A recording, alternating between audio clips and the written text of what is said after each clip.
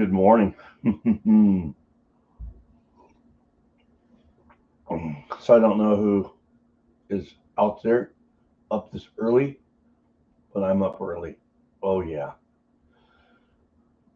I love to get up early. I'm not into this sleeping in garbage. Um, I've never been one to sleep in early. I mean, sleep in late. I've never been one. Always, man, that sun's up. I'm already up, right? So got up today, and so what I'm doing is the other night I did my live stream with my Lyman All American 8. We got the dies all set, and so uh, after that live stream, I just didn't like how I had my bench set up. I just didn't. I had all my boxes and drawers piled on it, and so yesterday I came out here and hey, Bravo Delta, good morning, buddy. So yesterday morning I came out here and started working, and I got well, here I'll show you. Let me show you. It's really coming along pretty good.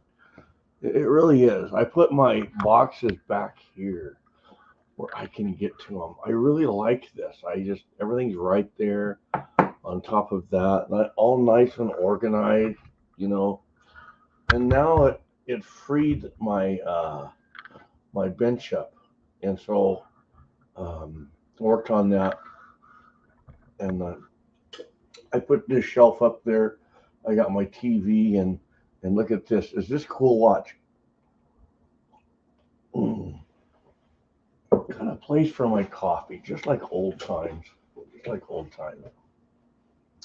So now I thought. So last night, the BSU Utah game was on. We just stopped Utah naturally. And so I thought, man, first thing in the morning, I'm gonna come out here and do some reloading. So here I am. Okay, we have 5 on. I don't know how far I'm gonna get with this, but I'm gonna get somewhere. And probably throughout the day, I will be going out here loading up some 45 auto on this. And I really, honestly, didn't. Um, I didn't anticipate that I would be um, live streaming it, but at the last second, I thought, hey, let's do a live stream, right? So, all right. So what I'm doing is I'm sorting all my brass for, you know, the small primers. That's what I'm doing. So I still save my brass with the small primer pockets, and I just segregate those out because um,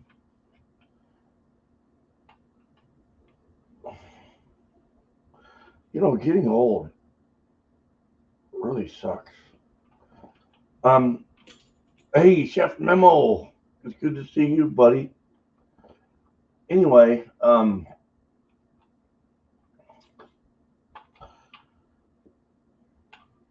I still, I'll tell you how I'm going to do this. My eyes are so old. It's not. I actually got pretty good eyesight. You know, I shouldn't say because I'm so old. I got glasses, but my glasses are pretty good.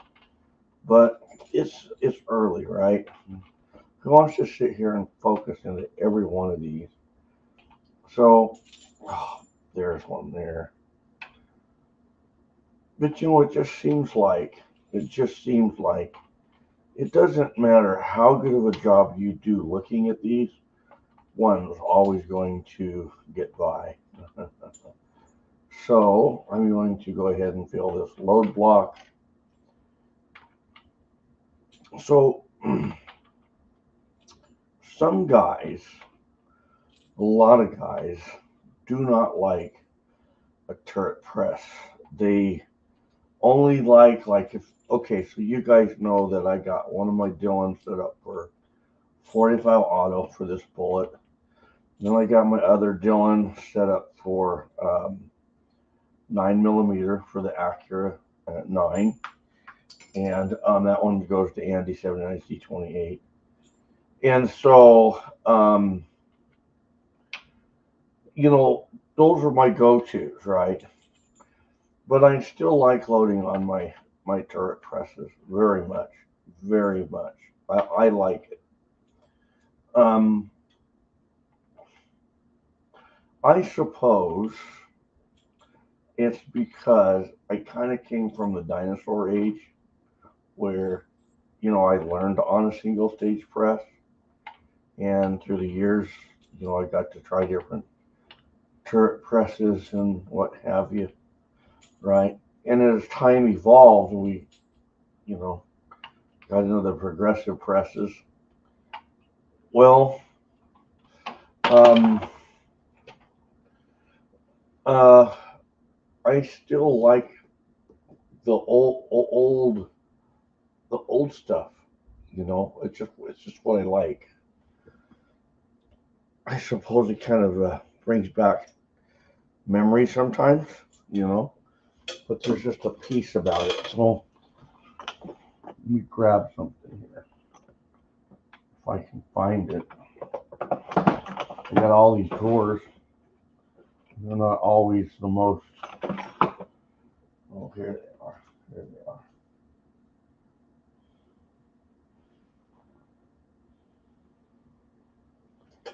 Okay. So what I'm going to do,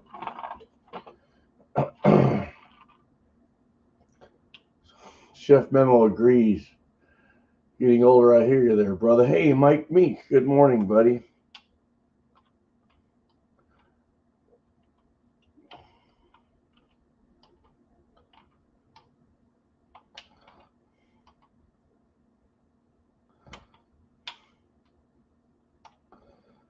So normally I go a lot faster than this. When it's on the bench, you can really. This is the best. This is the best way. That way, no brass will get away from you. So I will tell you guys what I do.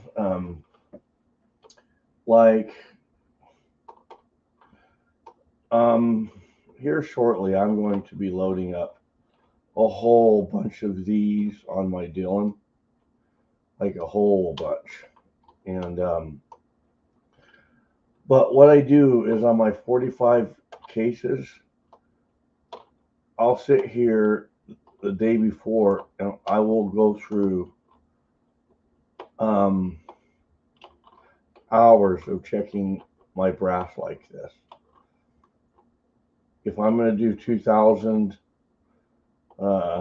rounds on a day, I will spend a week literally going through checking for all my primer pockets, all of them. So that's how I do it. Now, like, you know, when I clean and process my brass, that's not the point in which I check my primer pockets. I will do that before I put them into my Dylan.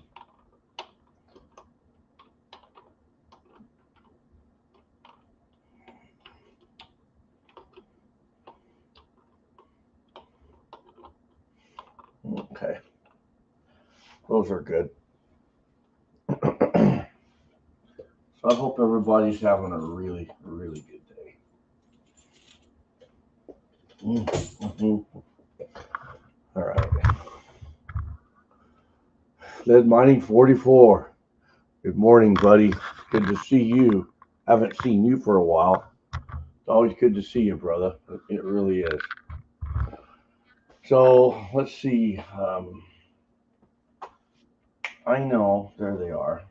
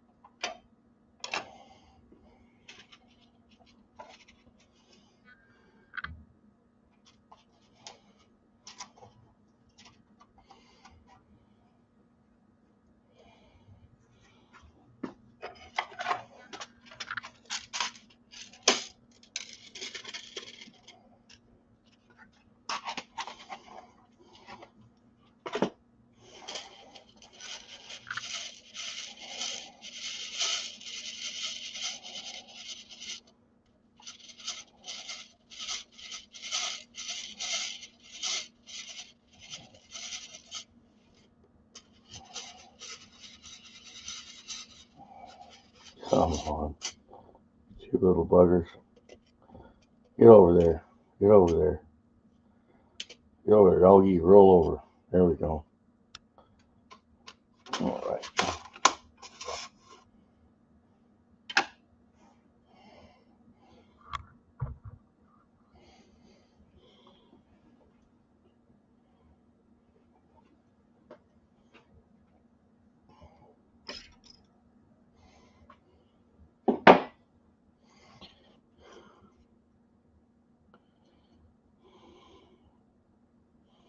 Don't forget your pin. Now, one thing you want to do, you want to make sure that there's no primers in that. Let me get my flashlight.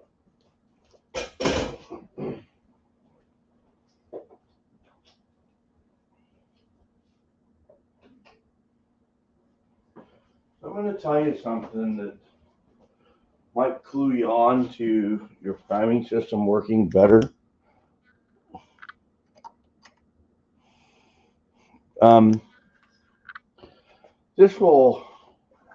This is huge. This is huge, okay?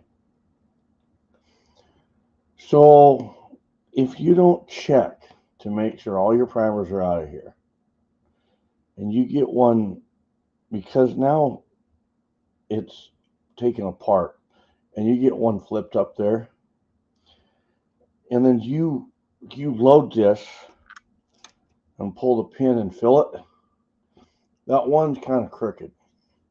So when you come along here, you'll notice that this kind of, it's hard at first and then it goes. Well, these primers are brass, and you just shaved some of that primer. So you got a little piece of brass floating in there, right? And so what happens is now as each piece of brass feeds, you're shaving, and you get these little shavings in there, and you're frustrating yourself, okay? So I'm going to show you something that you can do, and this will help you immensely. And you can do this with any priming system. All right. Whatever you do, do not use anything other than right there. Don't use oil. Don't be that guy. Primers do not need lubrication to go through your system. Okay, you're gonna mess everything up. Oil will work against you, trust me.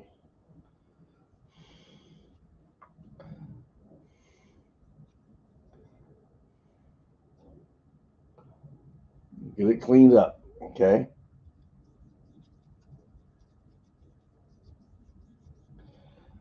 And now, don't forget to put the lid on your ice rubbing alcohol. Put your stuff up. As I go, I always put my stuff up the best I can. Okay? Now, has a little time to dry. Okay, that looks really good. So while that's evaporating, I'm going to come over here like this.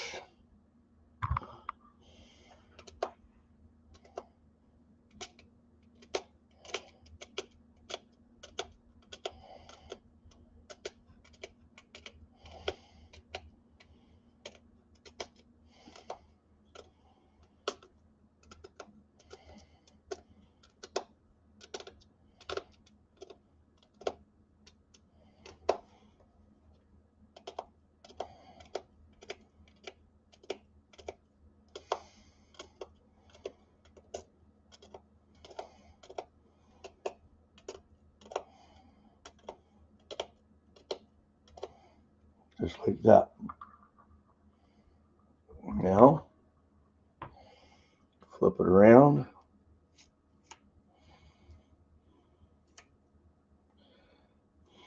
push that last one through. Put your pin up, and then wherever we put our safety shield, there it is, right there. We're ready to go. Now, watch this. Oh yeah.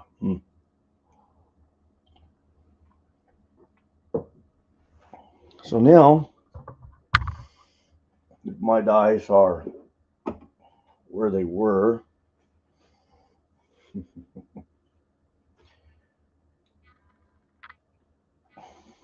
Oh man, that's just silver. I love that. Okay, there's my primer.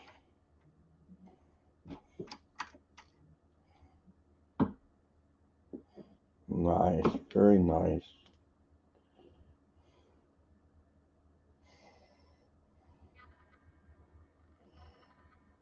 Nice. So now I want to verify, okay, this is the bullet that I'm using. Charles Gold, man. Nice. Super nice. All right. Let's go ahead and get our powder measure set up here. This is a pretty cool powder measure. It's pretty cool. So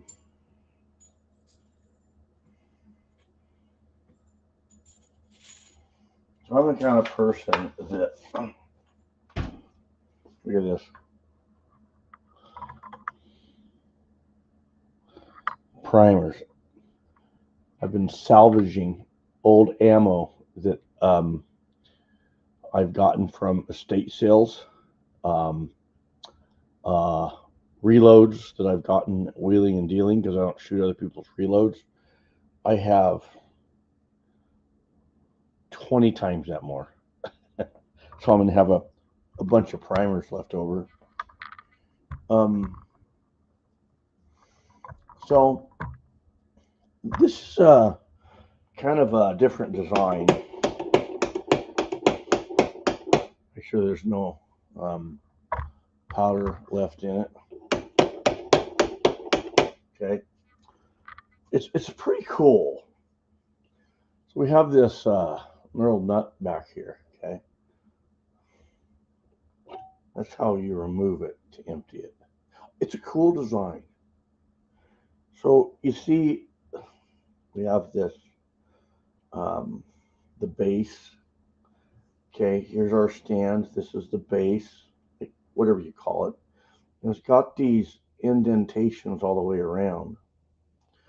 Well, when you thread this, you catch one of those indentations, and you just tighten it down solid. But what's cool about those, Mike, check it out, man. I can clock this. I can, if you just take this out, okay, watch. See this little nut? I can go like this and keep a little pressure on it, and you can feel it slide over to the next indentation. I just clocked that one indentation.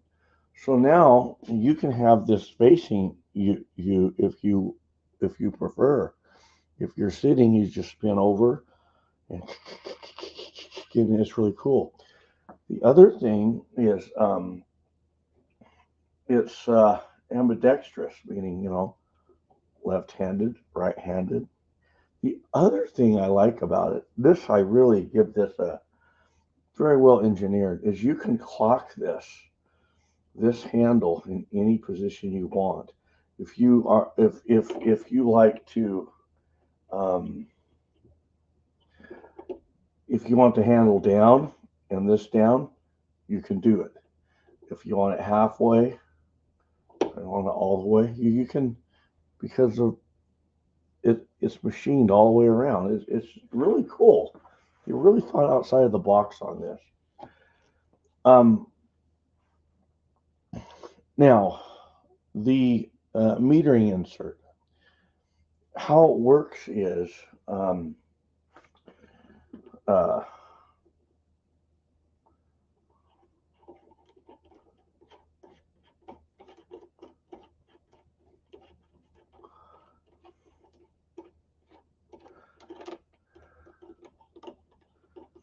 this is a two-sided sleeve. Now, I do not know where my instructions are.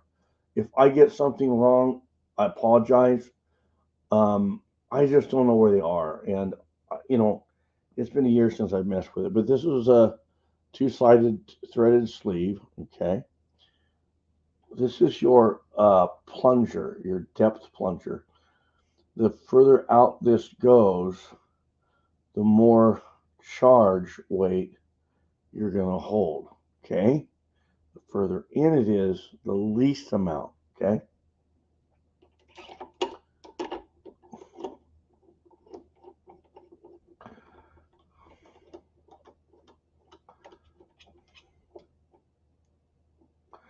It goes like that. Now, do you see this plunger? It has, that's the best lighting I have, guys. I apologize. You see where it's flat? And we have our integrated lines, okay? See, it's hard to pull, okay? Because of the O-ring that holds it in there. But watch.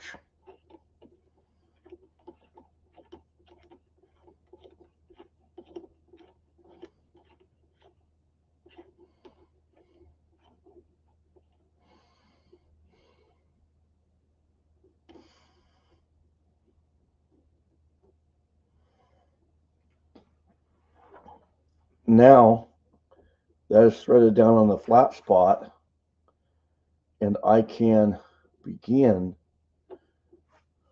turning this out.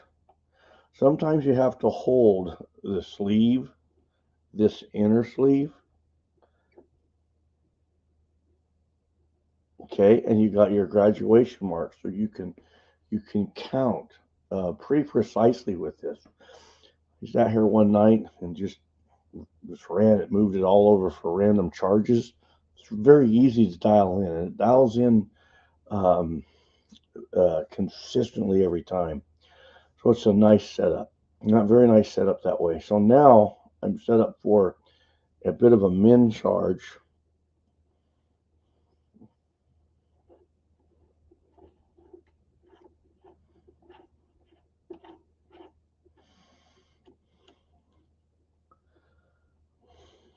Take a gander at that. I'm going to tell you something. I'm going to back it off, and I'll tell you why. So when I reload,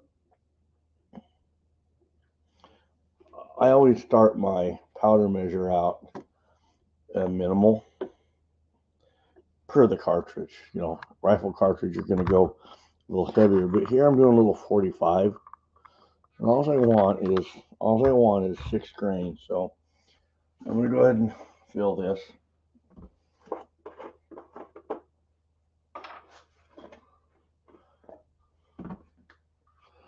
It's early. Let's hope I don't dump this. There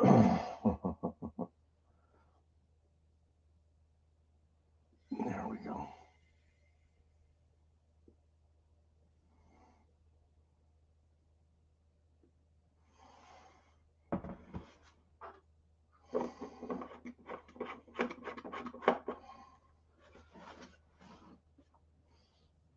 So now, what I'm going to do, you notice the level of the powder. Think of this as a pepper shaker. If you fill a pepper shaker, if you have a pepper shaker that you've washed, and it's all the way empty, okay, and the pepper, if you take an old pepper shaker that's full, the pepper's probably settled for the most part.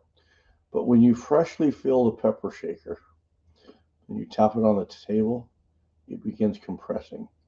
That means if I just take right off and start dialing this, as I'm using it, the charge is going to change because the powder is settling, okay?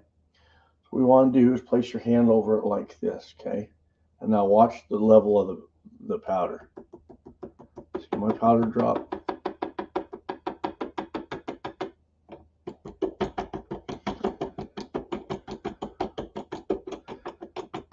So now, what I'm going to do, now, on my powder measure, we're going to set it up for 6 grains. So I'm looking at my powder measure at 0, 0, 0.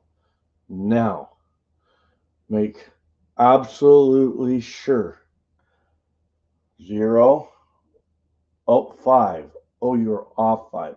Make doggone sure. You don't want to be 5 grains off, okay?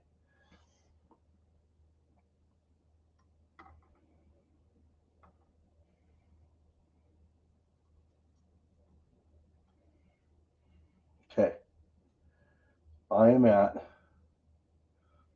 5, 6 grains. All right. Now, what I'm going to do. Now, one thing with your scale, you have to be aware of. Positioning of your scale. I can have that scale on this bench because of the amount of bullets on the back. Okay, watch this. You got to try this with your bench.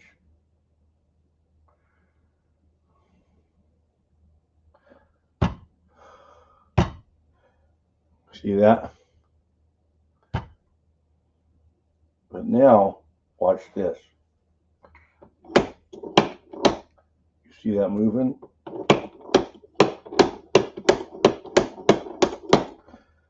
Okay.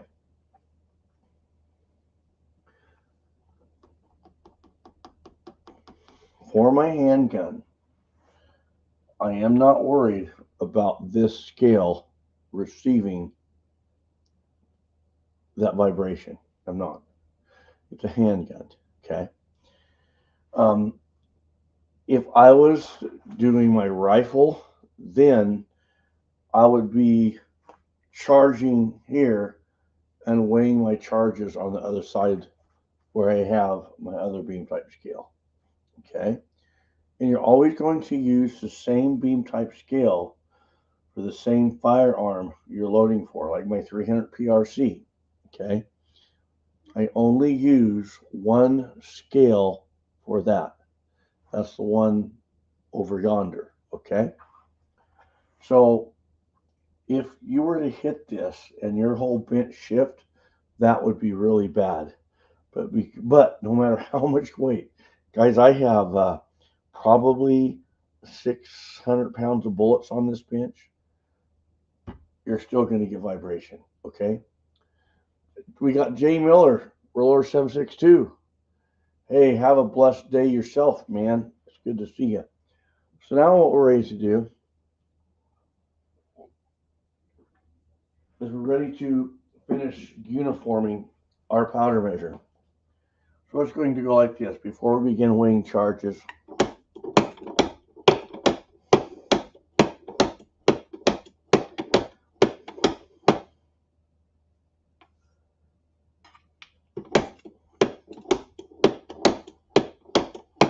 okay, just cycle it through.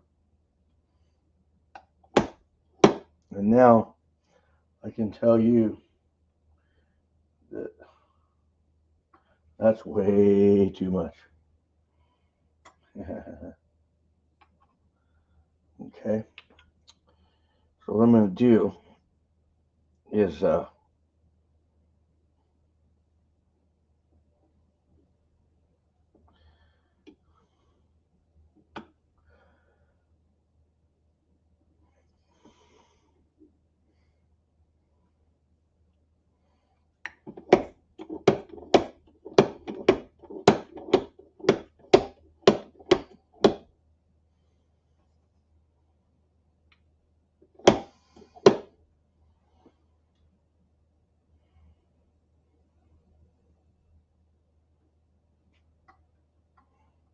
Still way too much. So what I'm going to do,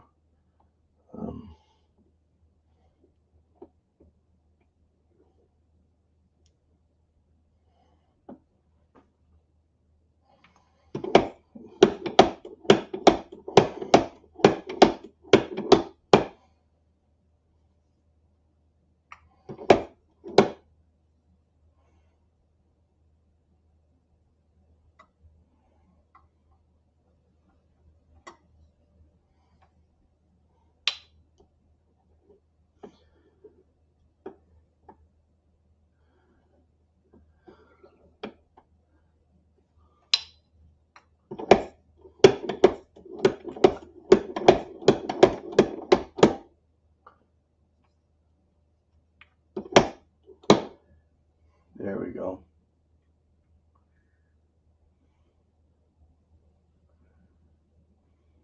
Yeah.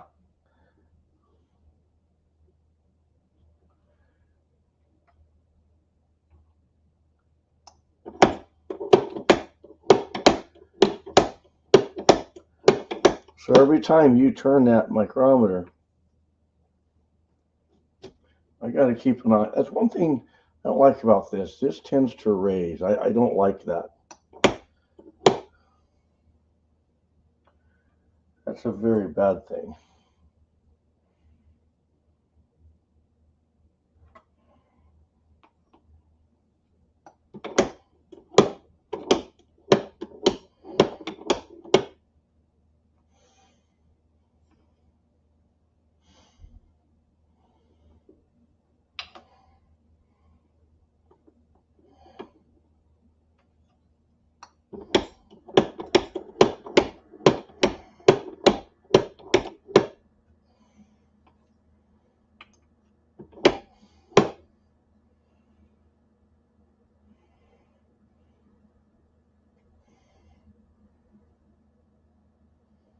About 3 grains high.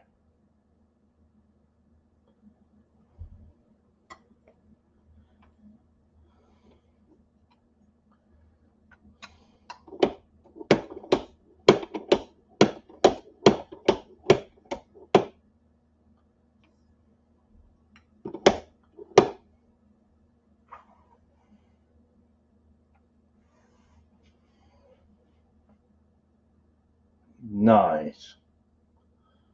So now what I do, you guys can do whatever you want, okay? Well, wait right there. I always come down here and put it on my digital.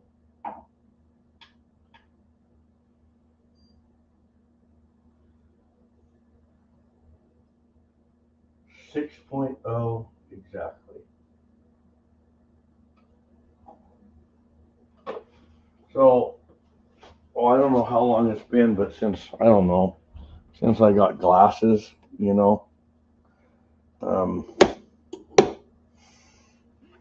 I tend to use my digital scale more and more for double checking my charge weight. So once I have it verified that I'm 6 on my beam, I'll go down there and I'll throw it on my digital just to make sure that I'm not 5 grains off or 10 grains off, and then I'll come down here and this beam scale is a really good scale here. The only thing is it's got a strong magnetic pull. I have to budget because the magnet wants to hold it once it's off and running. It's very consistent. So I've thrown 3 charges at exactly 6.0 grains. You'll see that this powder measure, it does a really, really good job.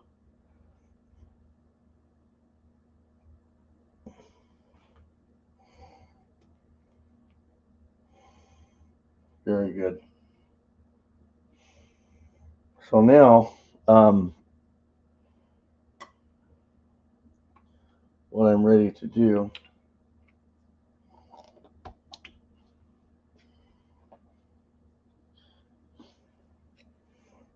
don't like to have the powder mess. If I drop a little powder, I try to pick it up right away. That's just kind of how I am. It's not OCD, it's just called being a perfectionist, that's all.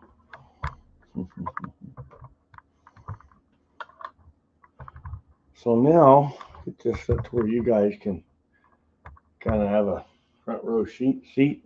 So, before I roll, would you guys give me just one moment? Enjoy the view. I'm going to go get some more coffee. I'll be right back.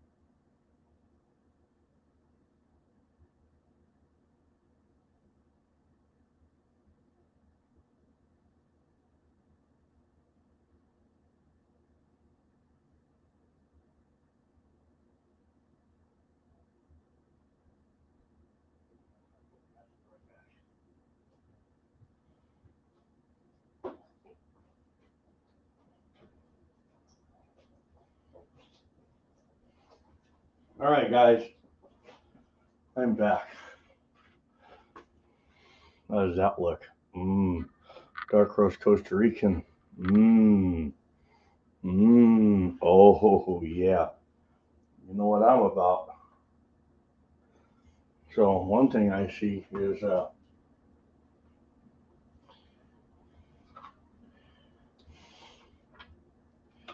I have, walking up, I can see all this powder. It's amazing how you spill powder like that, you know. So now let me get my chair.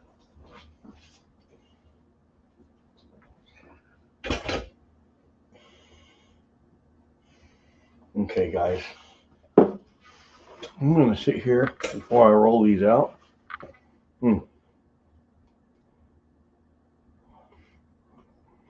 That's pretty good. Oh, that's real good. Wow. We got these at Whole Foods. We also got these sausages. They're huge. Italian sausage. We cooked some up last night. They were really good. So we're going to cook those up this morning with omelets. Omelets with Italian sausage and Havarti cheese and spinach. Oh, man. And I'll have some of these and some of this with it. It's just meant to be. All right, so I hope you're all having a good morning. Well, now I'm ready to roll. What I do is I'm not sitting here having a cup of coffee and a waffle. Thanks, Jay Miller. They look good, don't they, buddy? They look good. Orange and blue, always repping, always repping. Oh, yeah, right. Okay. You guys want to know what I'm doing? Once you get your powder dialed in, you know, once you get that dialed in, you want to stop and make sure you have everything just right.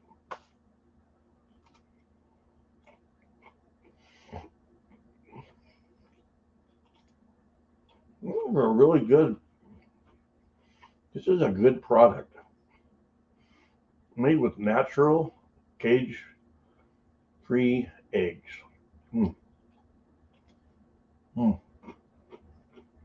I buy cage-free eggs You go trade some powder, buddy. Okay, I'm ready to go. First thing I'm going to do is make sure all my dies are tightened down.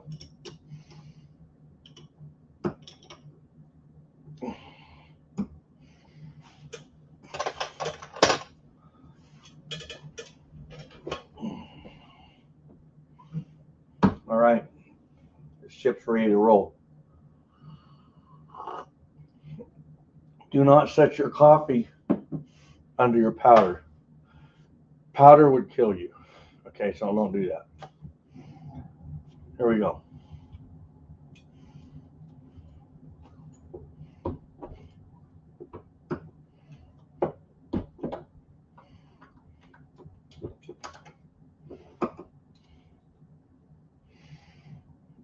So what I do is I put them back in the load block, primer in the up position.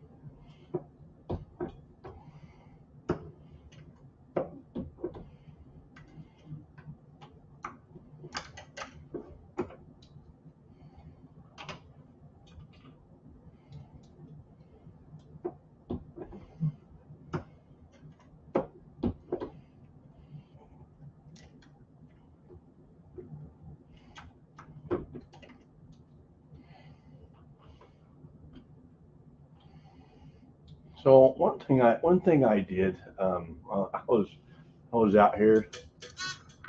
I forgot what I was moving. I was moving something really big, and wham! I hit my primer follower, and it went flying. The safety tube stayed, but man, that primer follower, it was out of there.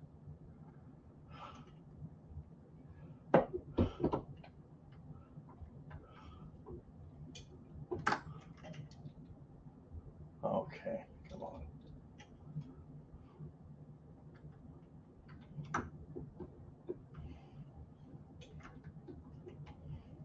Oh, I see.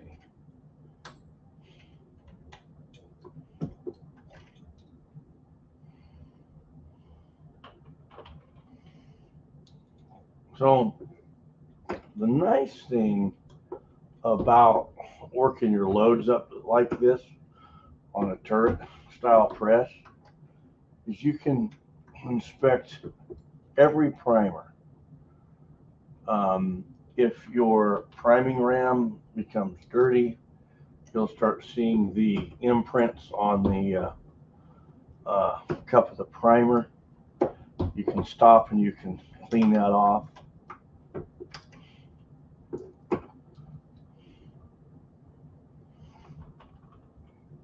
You know, from a progressive machine standpoint, once you're rolling, you really can't inspect the primers, right?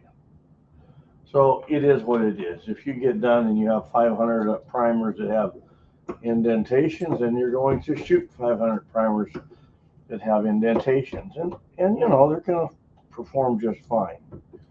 But on a turret press or a single stage, the looks of your primers will tell you how much attention you're paying to your reloading process. Okay, in other words, if most of your primers have indentations on them, that means you're not paying attention as you're going, and you're kind of drifting off into daydreaming. You don't want to do that, okay?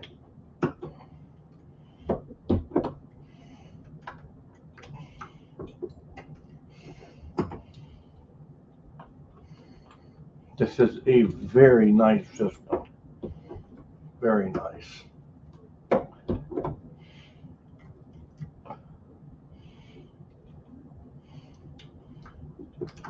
All right, guys. So I think best on my feet, and I move best on my feet. So what do you say I kick this game into action here?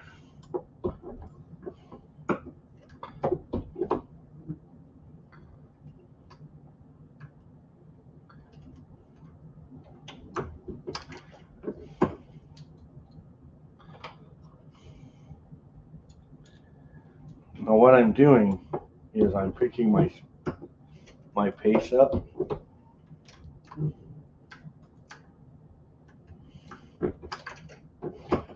But as I'm setting them into the tray, I'm looking at the shine of the primers. I can see them, the shine, and I can see that there's no indentations on those. So just make sure you're checking your primers as you go.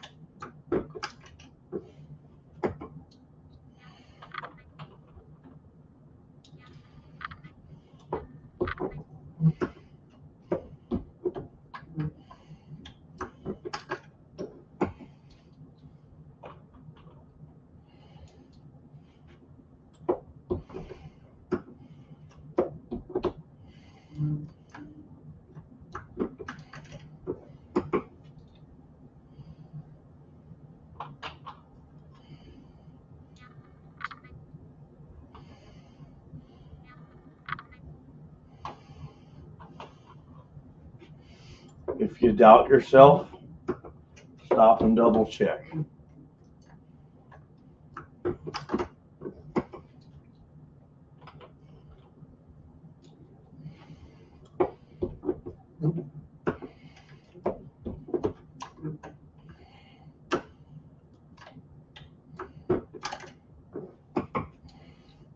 Okay, now I'm going to tune you in on this. Did you notice, if you back this footage up, that was kind of rough? Okay. That primer looks pretty good, but what we're going to watch for on the next few is any primer cups that have indentations on them. Because I could have shaved a little brass off that primer, and that brass can start getting kind of, you know, it could be, see it's dirty. See, it's got that. See that? So what I want to do, yep. So that's one thing now about your priming system. If you find that your priming system's always fighting with you, pay attention to when it needs to be wiped down. Because if I keep going at this point, if I have that speck on there, then all my primers are gonna, like if, okay, let's say this is the surface of the priming ram, and this is where your primer sits. Well, if all of a sudden you have a speck of something, now your primers are gonna sit crooked, right? And you're gonna shave them into the brass crooked. So now you're shaving brass everywhere. It's getting worse and worse.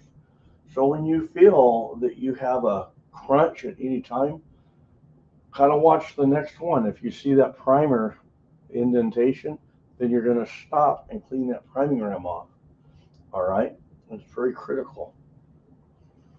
It's critical to having ammunition that looks as good as factory. Okay?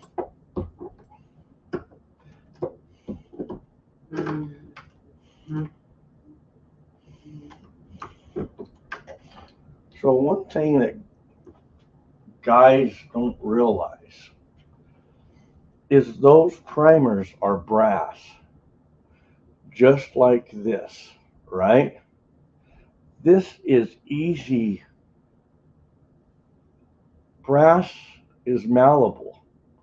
It's easy to shave it. So if you get a piece of brass in there and you shave part of that cup, that shaving is going to start causing you to shave other pieces and other pieces. And now you've got a shaving factory going on, right, of brass. So we got Milsurp Duo in the house. Good to have you, buddy.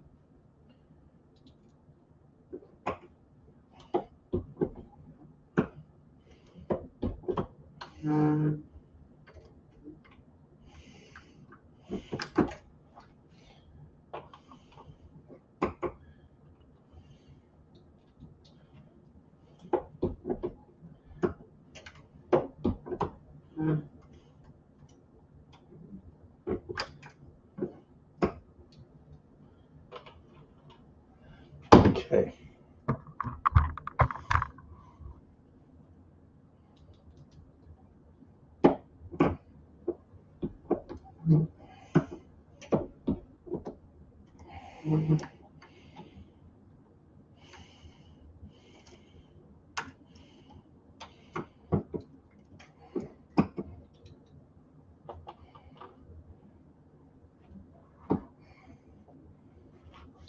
Dirty Truck.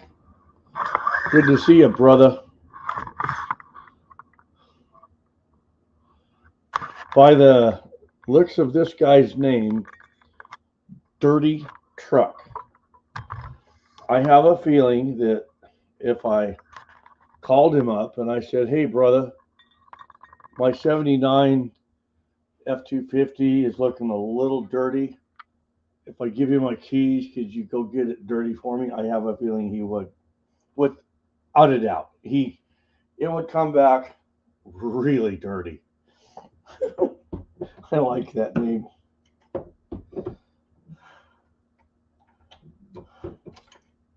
Everyone, welcome Dirty Truck to the channel.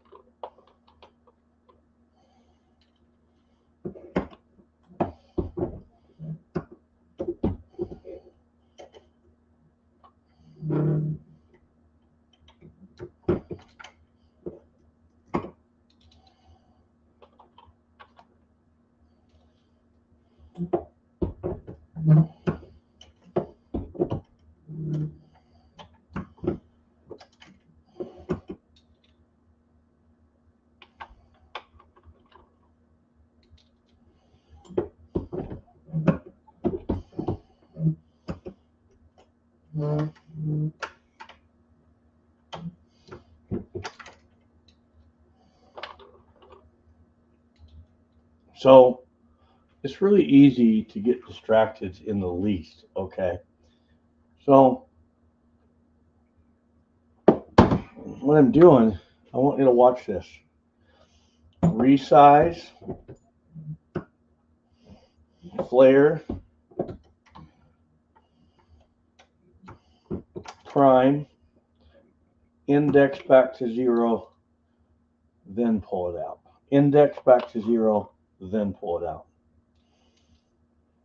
I'll show you what you don't want to do. If you're going, oh, look at my primers flipped up.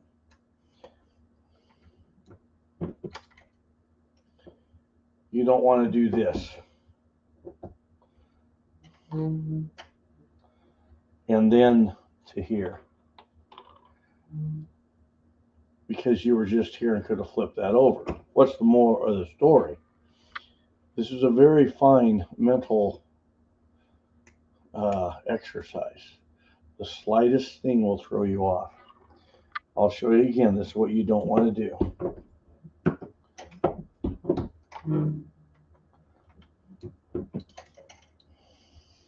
That was wrong. Return it to 0 because you're right here, and then grab the case. All right?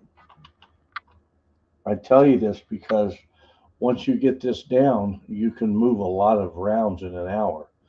But if you don't have a consistency, it'll slow you down. But you have to really concentrate to get this down. Every move that you do has to be, see, now I bring that over.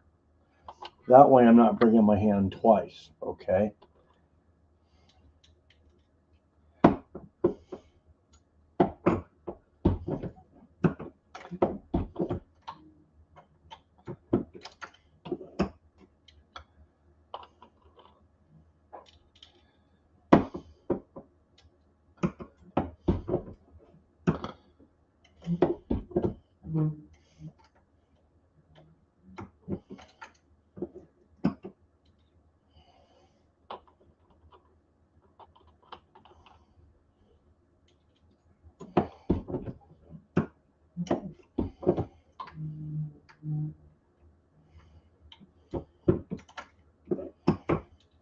There. Now, you guys see that? I didn't prime that one. You can't see it because of the light. But I purposely just passed over it. See if you guys would notice. I wouldn't expect anyone to notice. It's a very tedious thing that you could oversee. And there we go. Now I should be out of primers. Yep, I'm out of primers. Okay. No, there's one in there. Oh, and okay, this is awesome. I really did miss one. Look, I was looking and there's still a primer down in there.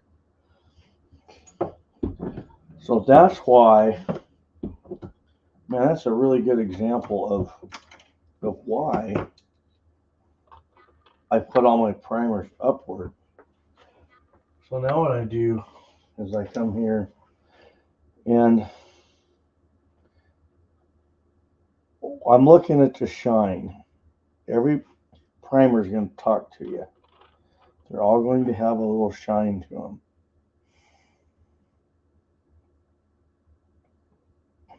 So as I was going, if I would have been putting those primers down, naturally the ones that weren't primed would still be upward so you would see it. But this is still the best way to go because you can verify every one of them has a primer, okay? So now what we're going to do, we're going to come along here like this, and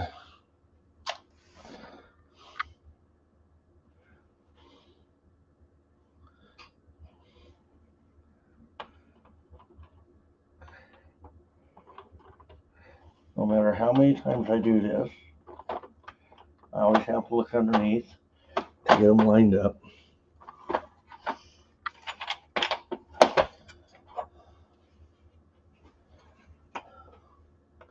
Oh, we did pretty good. All right.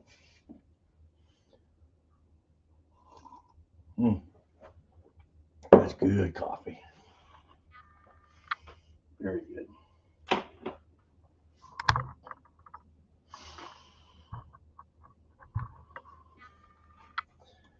So now what I'm going to do, my powder has set.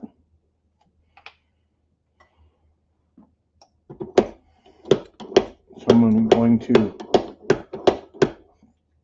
re-uniform it, but I'm not going to recheck the charge. And the reason is we already weighed it to 6 grains. The only things that's changed is the powder settling, but the volume hasn't been changed. The volume hasn't been changed at all.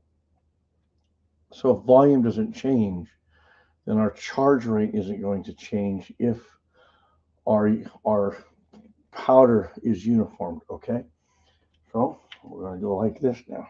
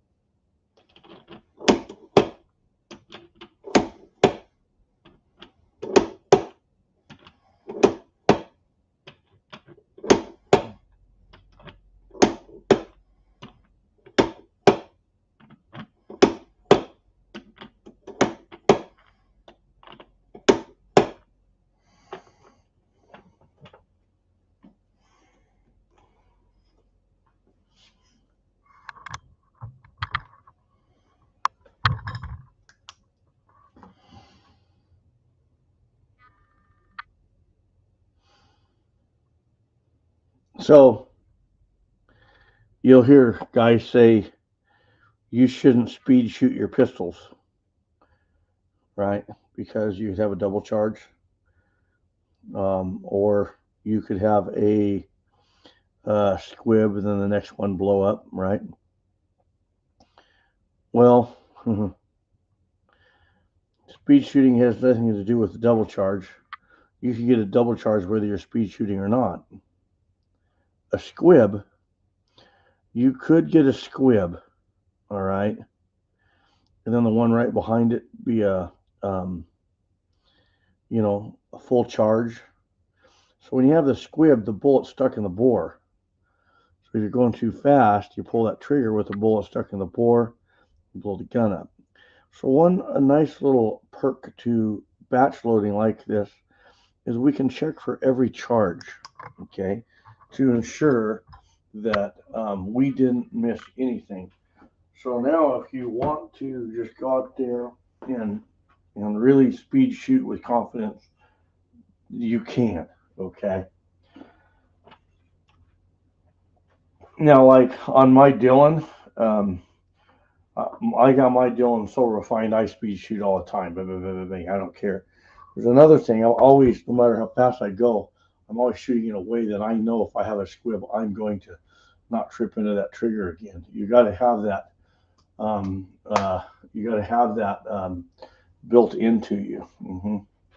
I miss Trail Boss says dirty truck. I got like half a pound left.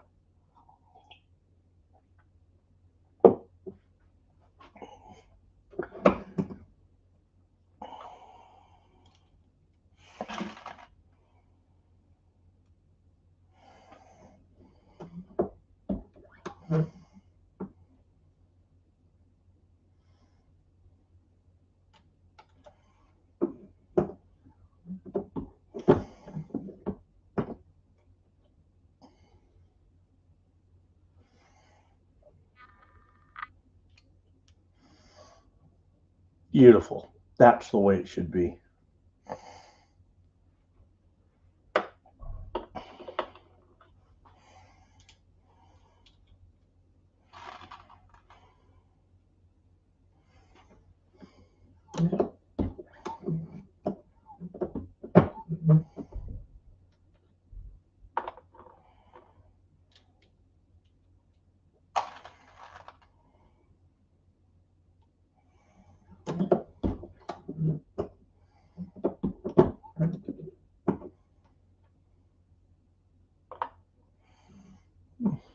See if I can get you guys in here a little closer while I'm not blocking you here.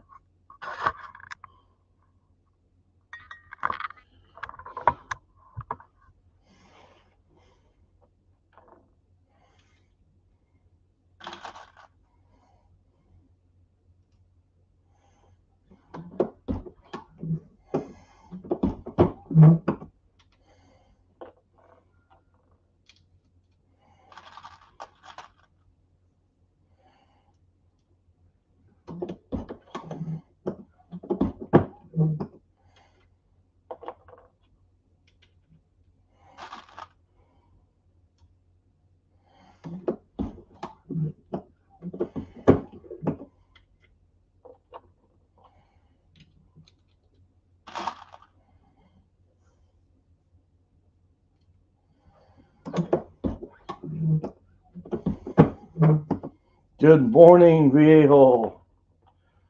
Good to see you, brother.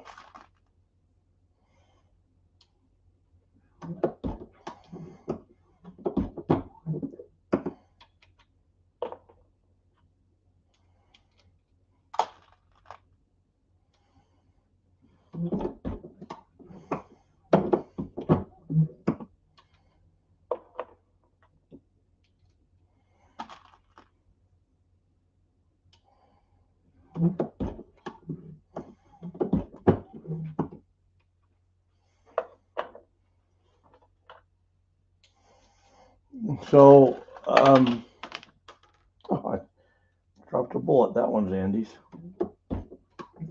So, this press, the guy could put out enough ammo that it would more than suffice most shooters.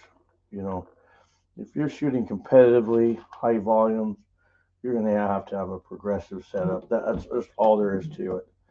But for the average person that just wants to go out and stay on top of their game, you know, you just kind of like riding your bike. You like to just do it regularly, you know. Okay. That bullet was off canter just a hair, and it did not want to seat, okay? So make sure, you know, I could have forced it, but then you're going to have a side bulge, and it's not going to want to chamber in your pistol, okay? I do get after it early, buddy. Actually, I do a lot of Saturday and Sunday reloading. I've got quite a bit loaded up. I'm going to be heading to the range with, and my shooting is going to be picking up a lot more. So I'm pretty excited. My schedule's starting to loosen up. Tactical FUD, buddy. It's good to see you. Always good to see the tactical FUD. I think that's what we all are, kind of, huh? Just a tactical FUD.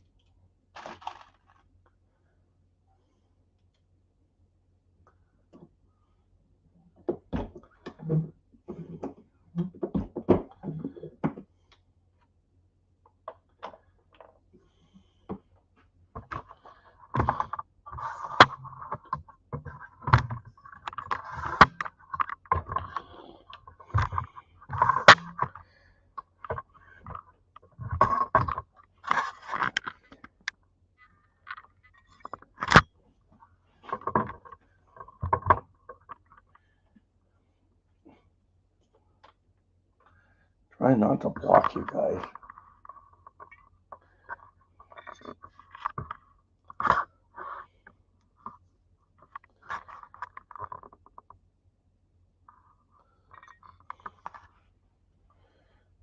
I heard about your mishap, Walter, on the Georgia boys Friday night. I just wanted to tell you I'm sorry to hear that.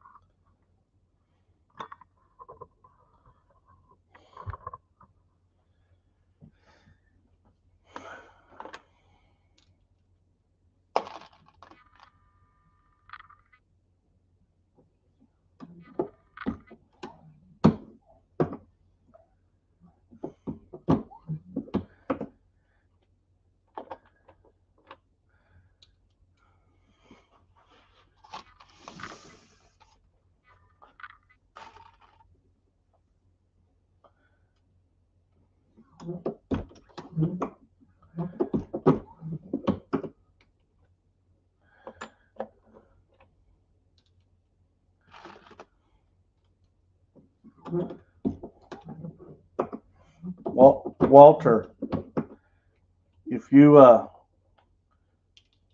get out there on your turret press, if you were to spend the morning until about noon or 1 on it, how many rounds could you reload in, say, 5 or 6 hours? Say 4 to 6 hours, 4 hours. In 4 hours, how many rounds could you put out?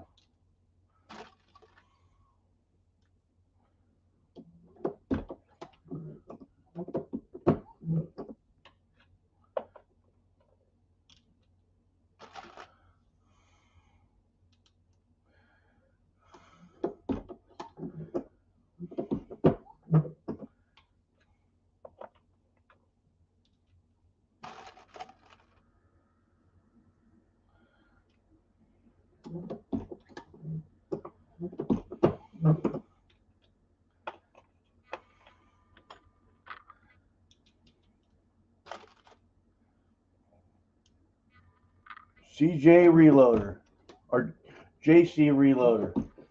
Everyone, welcome JC Reloader to the channel. Welcome to the show. Good to have you. So I want everyone to just kind of, you know, share what equipment you reload on.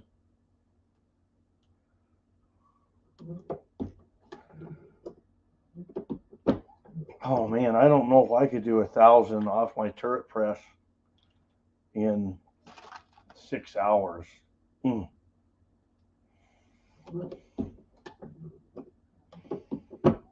alive, that's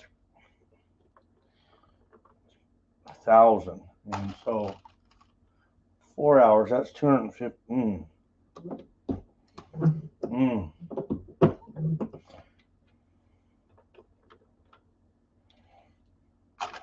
I could do between, 100 an hour probably. 100 an hour.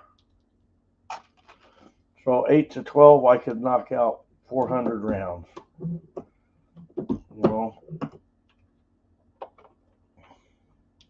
The invested time is really cleaning your cases, which I've got that down to a minimal science.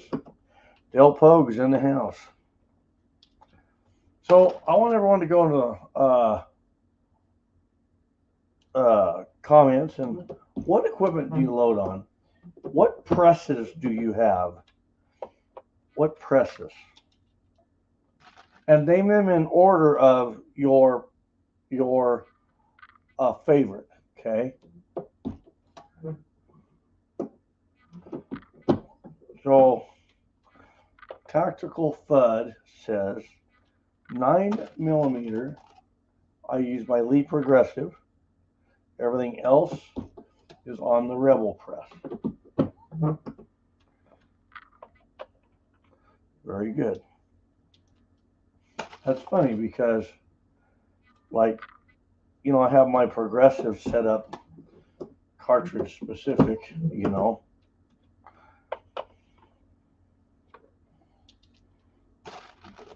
But then everything else is on my turrets or my single state, whatever, I want to jump on at the moment.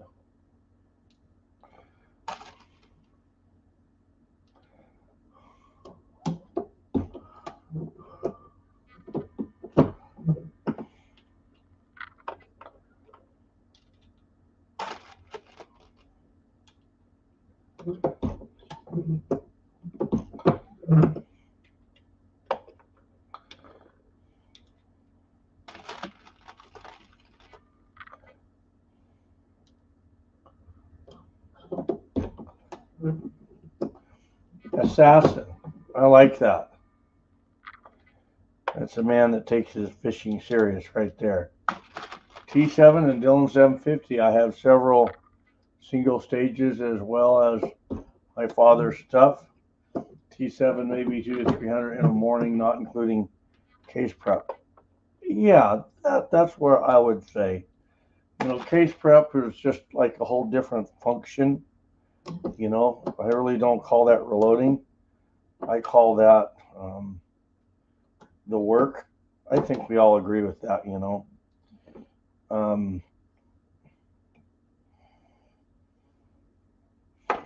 But then as far as the reloading, once, you're working with your cases all ready to go,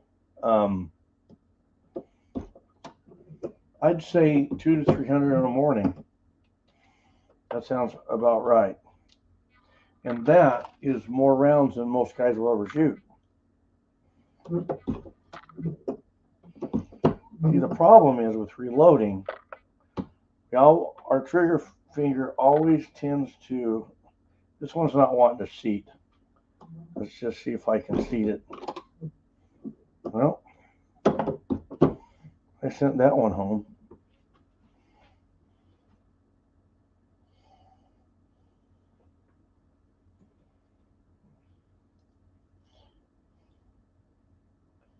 But I'm good on my length. Probably what happened on this one is I neglected to flare the case. It's a little tight, but I'll work. I'll send it. So I'm gonna class time's gonna start now, boys and girls. So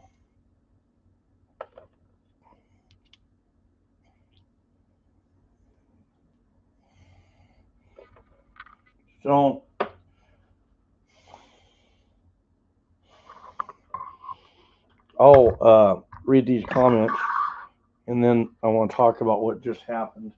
Use it as a kind of a learning tool. And then we'll do roll call. Let me get my coffee. So Dale, I have a lead challenger, 2 T7s, and a Hornady lock and load AP. Nathan Shook. Everyone welcome Nathan Shook and Assassin to the show. I think Assassin's been here before, but it's been a while. Nathan Shook, it's good to have you. I only have one press. It's a Reading T7, and I load 9mm and 38 special the most. Well, that T7 that Nathan has, that'll handle it. If that's all the press I had, that'll keep up with what I do, really. You know, my Dillons are nice. It's kind of like I don't deserve volume that's that nice, you know. But the thing is, for me, you know, eventually I do want to shoot a lot more. But for me, I have a busy schedule. So when I'm ready to load all that up, I just come out here for a morning and just, you know, for say 6 to noon, bust, you know, tubs of ammo out.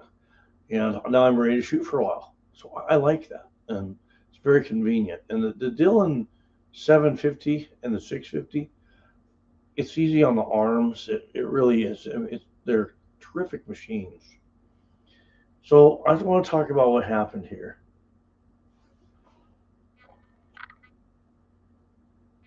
On the second to the last, this bullet did not want a seat. Okay. I want you to think about this. These cases were all sized. These will chamber, no problem. Okay.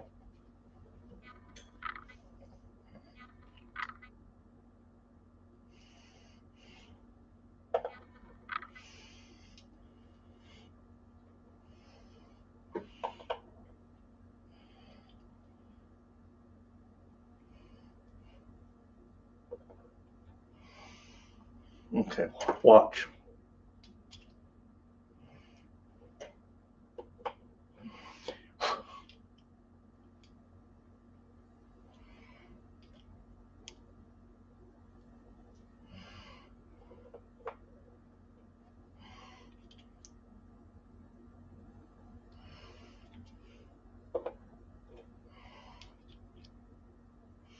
Some of them were a little tight. My cage is dirty. Yeah. But this last one, the bullet just didn't want to go in. And what it was is I didn't expand it. That's what it was. So what happened is at first when I went to put it into the case gauge, it did not want to go, but I forced it. Okay. So what happens is if you notice some of your cartridge cases aren't fitting into your case gauge, there's a good chance you're not expanding them enough. Put a little more flare on those and then try it that way. And I think you'll find that they'll chamber much better. Okay. And don't get overly frustrated if all of them don't perfectly chamber, because you're working with used brass, right? And so the more time you cycle it through, you know, the less it, you know, it's going to fit. There comes a point where you say, you know what, chuck that and get a new batch, right? And don't throw your brass away, recycle it, right? Well, I have a bunch of presses, depending on what I'm loading. My favorite is the Lee Turret, Reading T7, and my Dillon 550. Assassin. Dillon is a bullet factory. I use it on lots of thousands, mainly 9mm and 223, but I'll fire it up for batches of 32 Smith & Wesson long, 327, 38 special. Nowadays, the Dillon is expensive with primers at 8 cents. Boy, you said that. That's a fact. For me to do 1,000 rounds, $80 just in primers. It's a lot of primers. But that slows your trigger finger down, most definitely. It makes at, you know, 8 cents a primer. Believe it or not, I'm still paying between $6 $1.07. Okay, that's still a lot of money because I was paying 0.25 cents just before COVID hit. If I could go back to then, I would have walked out with cases of them. If I could have seen that COVID was coming, I would have walked out with cases of primers. They were there. They were, you could have walked in and, oh, we got them in the back. How many you want? Because they were there to make the money. They could order them. They could replace them.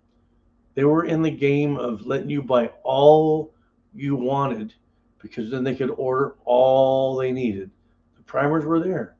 2.5 cents a piece. 2 cents a piece. I have primers that are marked still 1.5 cents a piece. Right?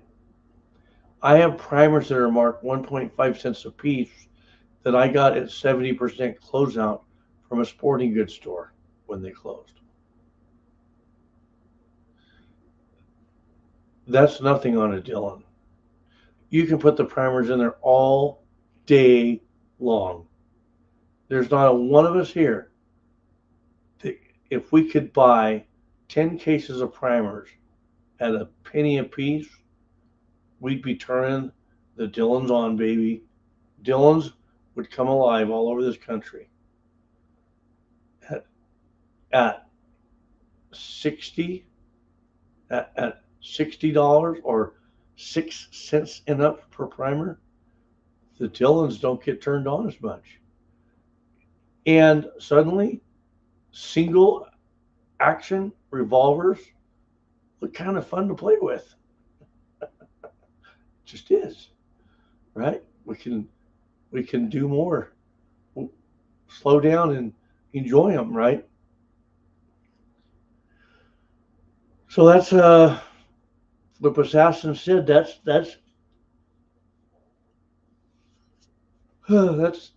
pretty much spot on.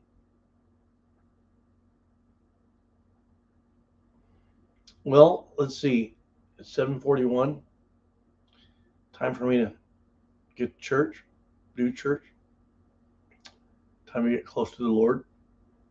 This is what we're going to do. I want everyone to type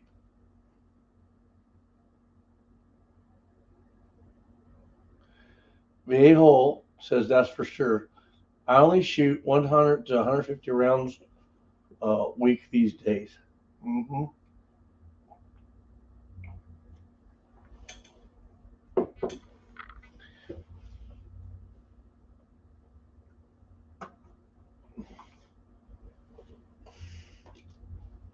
Okay, so I'm going to have you guys all call out here.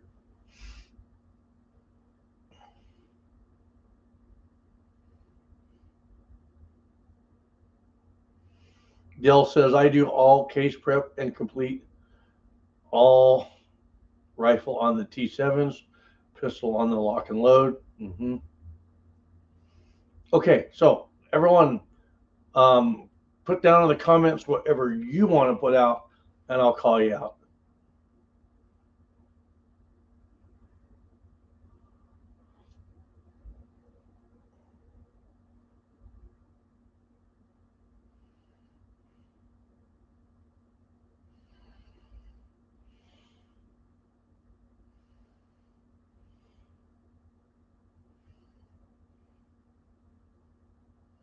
Time to go to church. Okay.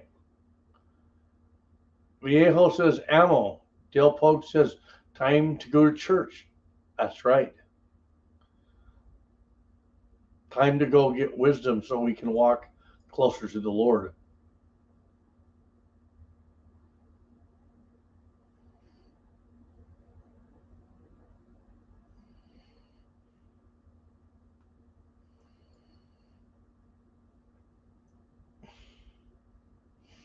All right, man. I think everyone's cooking breakfast while their computers are going. That's okay. I do that too. So always, like when I got George's shooting connection on, I'm always going around, working, doing stuff. But I like to have it on. I like to do that. Dirty Truck says breakfast and chores. Amen there. So we're gonna have for breakfast this morning. Once again, we're gonna have Italian sausages. They're huge links. We're gonna dice them up, cook them in big old chunks. We're gonna make some omelets with Havarti cheese. Oh, it's gonna be so good, and coffee. So, oh, I love it. Nathan Shook says, "Stand strong." You know it, brother. You know it. We got to stand strong, right? Okay, so here we go.